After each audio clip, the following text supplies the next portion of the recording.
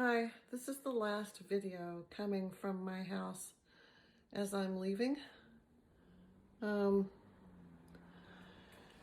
yeah, this is the last video. Um, it's hard to move forward and not look back. So many memories. Everybody that knows me says, oh my gosh, it's going to be so great to be out of that house. you know, but, there's just been so many things I've thrown away. Look at these glasses. I remember when he bought these glasses at the mall, I think, or somewhere. And I remember how I thought he looked so distinguished. I can see him someday being a college professor. Yeah. And, they say you got to make sure you have common things with your partner, like you're going the same direction. You have common goals, common vision, common plans for the future. I thought we had that. I did. And when we bought this house and fixed it up, I thought I was going to be here forever. He said we were. I remember we did home improvement and I kept saying, we got to stay here to recoup our expenses. If we go, then we're going to lose a lot of money. So if we're going to do all these home improvements here, we got to really, stay long enough to pay it off and then benefit from it. And he said, oh yeah, we're going to be here forever. Let's do it.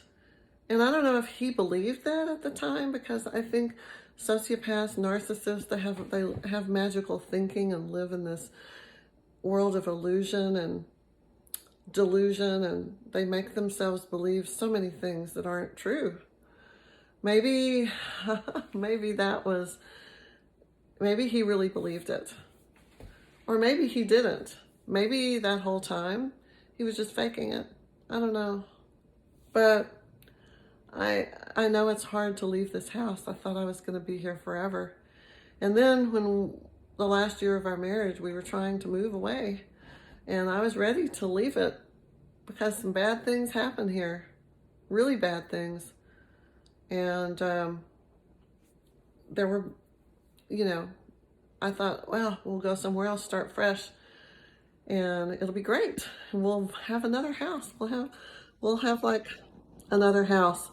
And who doesn't want that, right? To have like 2 houses, 3 houses. And they're all nice homes, and they're all comfy, and they're yours, and they're, some people would just, that's their whole dream come true to have that. And he just left it all behind to get away, to get new fuel, chase new people, new dreams. He could have had the friends. We could have had roommates. We could have traveled. We could have moved somewhere. He wanted to move. He could have done most of what he's doing now. Quit his job, be a full-time artist. I would have stood by him through all that. Sure.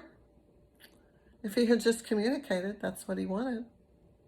But he couldn't. He didn't. He's incapable. And I realize that now. And my friends keep saying, just keep looking forward. Don't look back. That's hard. But, I'm trying to do that. I pray every day. God, give me the strength to let this thing go if it's not meant for me. And it's been 16 months. It's been almost 17 months. And still I have trauma. Still I have PTSD. Still I have acute panic disorder. Still I have all these things wrong with me. I don't want to leave here. I don't want to leave the life we had. That's what it is. I don't want to leave the life we had here. But there were so many bad parts, and I need to remind myself about all the failed parts, the red flags, the betrayals, the infidelities, that just the acts that were criminal acts of, oh my gosh, what did you do? Moments. What did you do? Why would you do that? Moments in this house. I need to focus on those, not the weekend morning pancakes and watching the seasons change right out here behind me. See that wall of trees back there? Those are trees that just, it's a wall of trees. It was so beautiful. I don't, you know, I don't want to focus on that. Look at our room. This is the bed. It's coming. Yeah. I don't want to focus on that stuff. The part where I felt secure in some way, despite my hypervigilance and attachment disorder and addiction to him. In spite of all of that, I loved him, really loved him unconditionally. Like, you got a partner that's a little mentally disturbed, unstable, you love him anyway, right? You just love him anyway. And you stick with him and try to help him be better. And I thought he wanted to be better. I thought that that's what he wanted, was to have a good life, a respectable life, a career, you know, a person who loved him. That would be me. But you know, narcissists don't work that way. Sociopaths don't work that way. Maybe psychopaths. I don't know. I don't know about that, but I know that it's time to go. I know these are my last minutes in this house and I'll never be back here. I'm walking away not just from this house that we fixed up so nice. I'm walking away from a life. And I'm walking away from a life that I had, that I didn't want to let go of. And I didn't know that he was going to put me in the position so suddenly, just thrust me into this position where I have to go. I didn't know that. I didn't see it coming. And I just, I gave up everything. Everything. My family, my career, everything I gave up to try to hang on to him. So, what is the message of the day, troopers? The message of the day is that we have to find that peace, feeling that everything's okay with the world by ourselves. Even if the little girl is terrified inside and says, "No, I'm drowning, I'm scared, don't leave, don't abandon me." Even if she's saying that, don't believe her. She doesn't know. She doesn't understand. You have to help her. Sometimes I pat her. I just do this, and I hug myself, and I rock myself, and I say it's okay. It's gonna be okay. You're safe. You're loved. You don't need external validation. You don't need to look outside yourself. You have everything you need. But she's lonely, and she's been lonely her whole life. And I'm not young. It's been a long life, and I've always been lonely. And she's always been lonely. When we had the narcopath in our lives, we weren't lonely anymore. For the first time. I hope we can figure this out. And I hope you can figure this out. Because it's not easy. But I'm trying to be brave by leaving the house, selling the house. And I'm trying to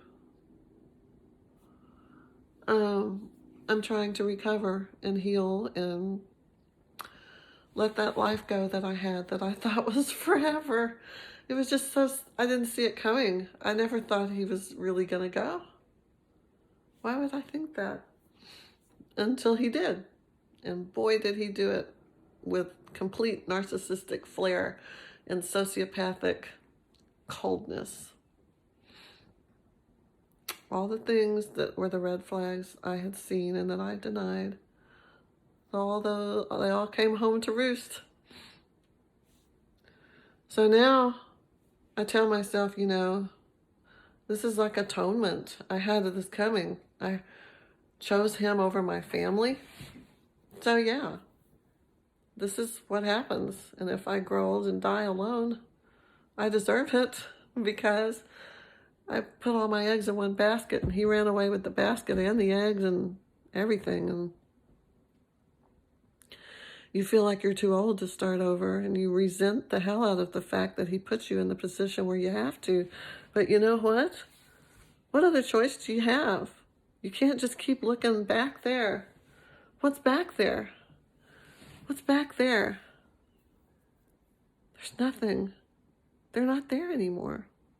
They're never going to be there for you. So you have to let it go, and you have to turn inwards.